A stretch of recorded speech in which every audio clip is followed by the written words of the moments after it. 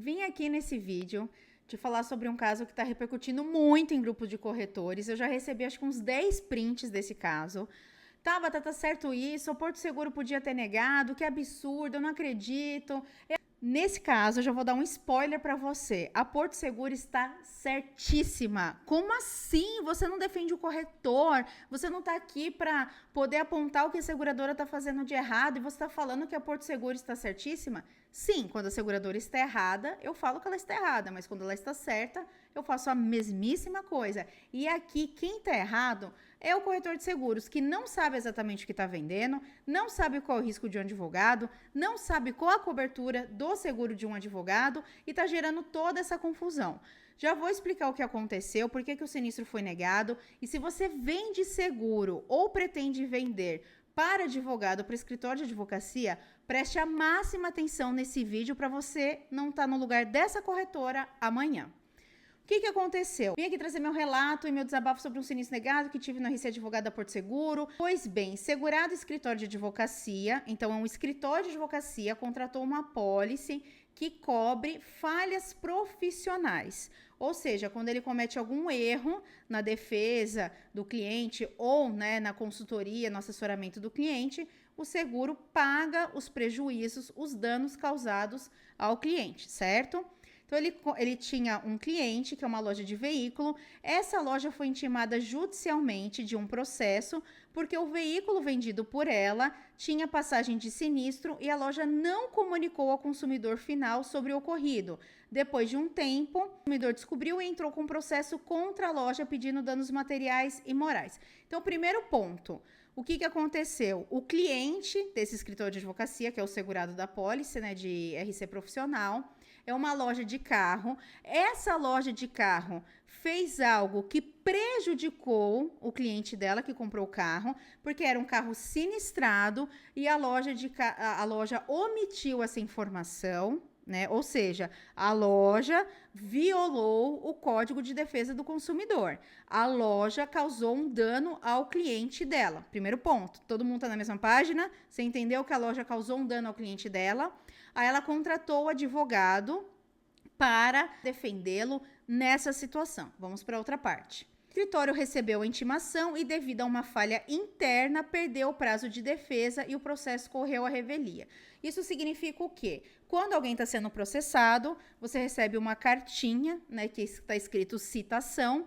Nessa citação tem um prazo para você se defender. Aí você vai contratar um advogado e o advogado vai apresentar a defesa dentro de 15 dias. Normalmente esse é o prazo. O que aconteceu? Esse escritório, por algum motivo, foi contratado, mas perdeu o prazo da defesa, ou seja, não defendeu o cliente dele nesse prazo de 15 dias, e aí a gente fala que o processo corre à revelia, ou seja, sem defesa.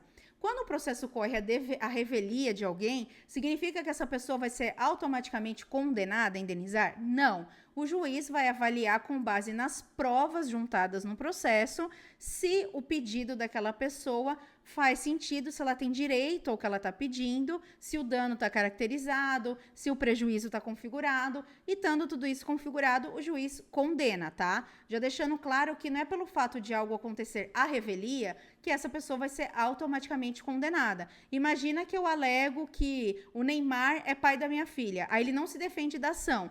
Então ele é pai da minha filha? Não é assim que funciona, tá? Aí eu vou precisar provar que eu tive um relacionamento com ele, que eu tenho provas de que naquela época em que ela foi concebida, entendeu? Só dando um exemplo esdrúxulo aqui, mas para você entender que não é assim. É revel, então já vai ser condenado, tá? Tudo isso eu tô falando para você entender o causo, como dizem, o caso em si. Em sentença, a loja foi condenada a indenizar. O escritório me procurou, abriu o sinistro, cobertura clássica de perda de prazo. E para minha surpresa, veio a negativa da seguradora alegando a teoria da perda de uma chance, na qual ela fundamenta dizendo que por mais que tivesse sido apresentada a defesa, o resultado final não mudaria. Estamos com pedido de reanálise e negativa mantida pelos mesmos motivos. Fiquei totalmente descrente nesse produto. Com essa negativa, abre brecha para qualquer tipo de narrativa para negar. Mas por hora não vendo mais esse produto. A única coisa que essa pessoa está correta é quem é falar por hora não vendo mais o produto. Não venda, porque você está vendendo errado. Tá? Você está vendendo errado, você está achando que o seguro cobre uma coisa diferente do que ele cobre.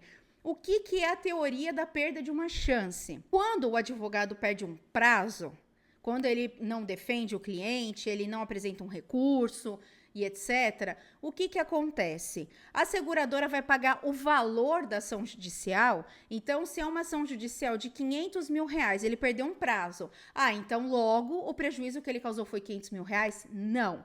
A seguradora paga o prejuízo que ele causou para o cliente dele. Na teoria da perda de uma chance, a gente não sabe qual seria o valor que ele seria condenado, o cliente dele, se ele tivesse feito a defesa. Talvez ele diminuísse um pouco o valor em danos morais, talvez não tivesse condenação de danos morais, enfim, não sei, né? Não sei. Aí que entra a teoria da perda de uma chance. De onde surgiu essa teoria? Vou dar um exemplo de um clássico que existe na jurisprudência brasileira, que é o caso do Show do Milhão. Lembra do Silvio Santos, programa Show do Milhão, fazia perguntas, quem acertando chegava até a pergunta de R$1 milhão.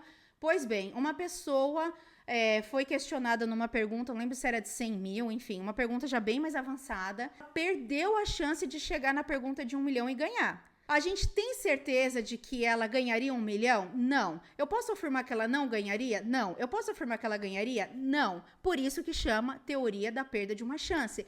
Ela perdeu a chance de concorrer à pergunta de R$1 milhão e ganhar R$1 milhão. Ela processou o SBT e ela recebeu uma indenização pela teoria da perda de uma chance, uma teoria que surgiu no direito francês. É uma indenização, é, entre aspas, um dano moral por essa perda de possibilidade, por essa privação que a pessoa teve de tentar uma possibilidade, né? Ela não tentou, porque tiraram essa situação dela. É a mesma coisa no caso do advogado. A seguradora, quando temos um sinistro administrativo, aqui a gente tem um sinistro administrativo. Por quê? O cliente processou o escritório de advocacia? Não.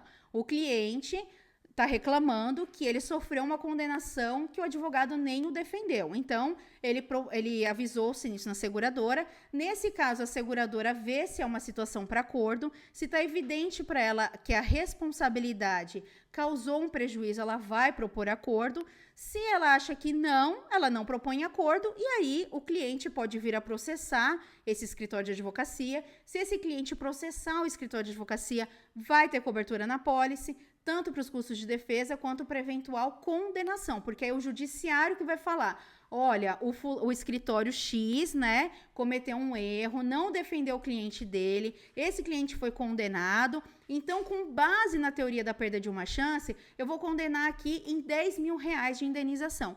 Isso é teoria da perda de uma chance. O juiz vai condenar no valor do dano que o cliente dele teve de pagar ali para o consumidor que foi lesado na venda do carro? Não, não. Até porque deve existir uma série de jurisprudência sobre isso, atribuindo que se a loja omite informações que influenciam nas condições do veículo, inclusive no valor de venda do veículo, por exemplo, um carro sinistrado, é claro que ela está prejudicando o cliente e que ela é condenada a indenizar.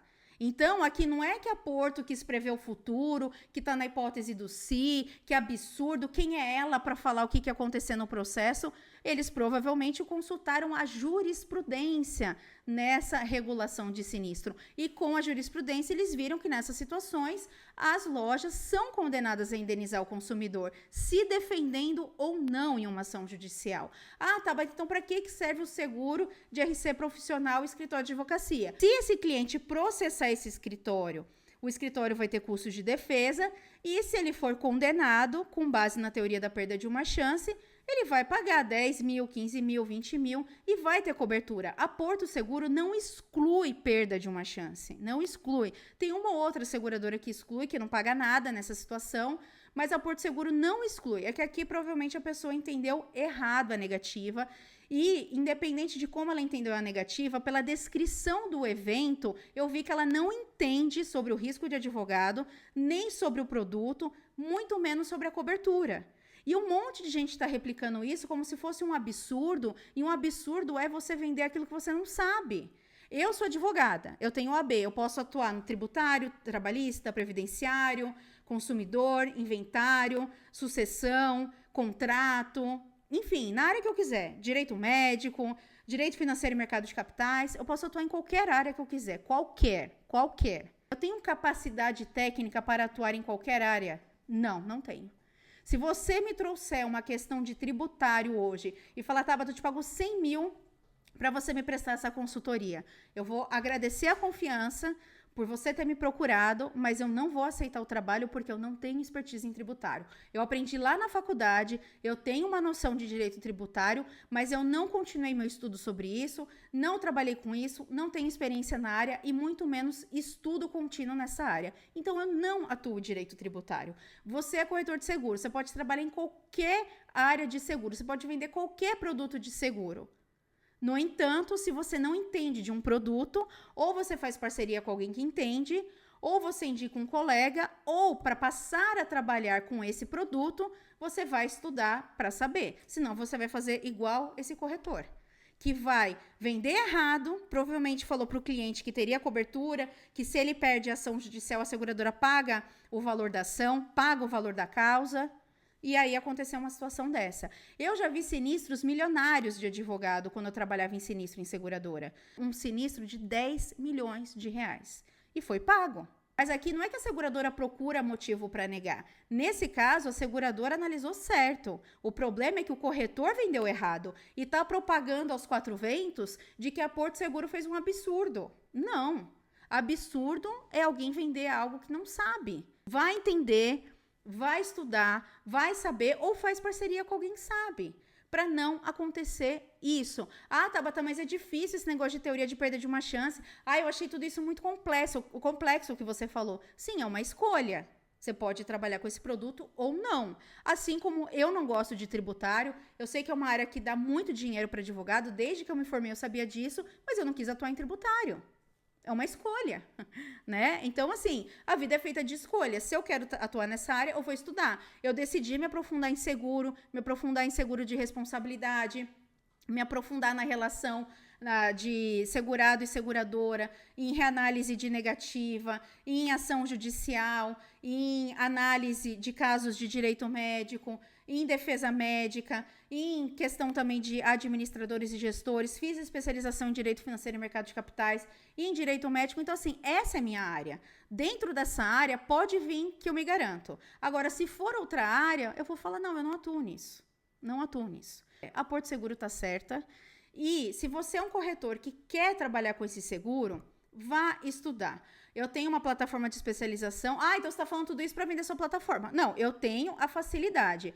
Os meus 20 anos de experiência, eu transformei em uma plataforma de especialização que, em horas, você já vai descobrir tudo isso e já vai começar a vender do jeito certo. E aí vai concluir ali o seu estudo ao longo de mais algumas horas, né? Você vai precisar, pelo menos, de umas 50 horas para poder saber muito bem sobre sinistro, contratação, alteração de risco, os argumentos de venda para o escritório de advocacia, quais são as coberturas, como analisar perfil, enfim. Mas com o método que eu criei, com as primeiras aulas você já consegue fazer a abordagem, porque eu vou fazendo por etapas, né? Então, o que precisa saber para abordagem, para contratação e etc.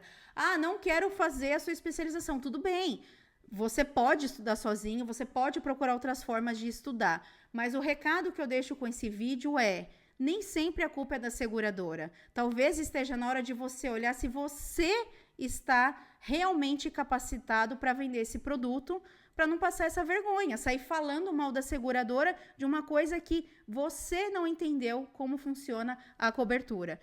Repito, se esse cliente processar o escritório, o sinistro vai ser reaberto, a seguradora vai pagar custo de defesa, e se o escritório for condenado a pagar 10 mil por perda de uma chance, a seguradora, no caso a Porto, vai pagar, se estiver acima da franquia. Mas aqui, administrativamente, realmente não tem motivo para pagar, porque independente de ser defendido ou não, aqui era uma causa perdida. A loja errou, a loja lesou o consumidor. Então, não teve prejuízo financeiro para essa loja. Não teve.